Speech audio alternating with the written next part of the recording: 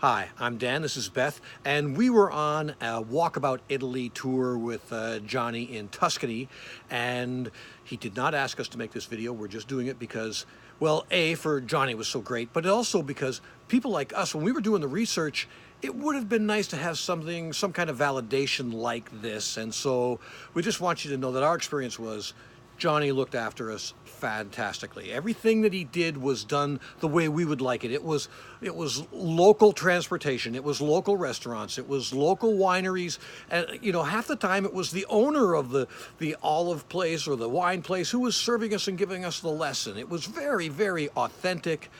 The walks were fantastic. Day one, I'm living the dream. I didn't even know what the dream was, except it was there. The walk was fantastic. We didn't see a whole lot of other groups.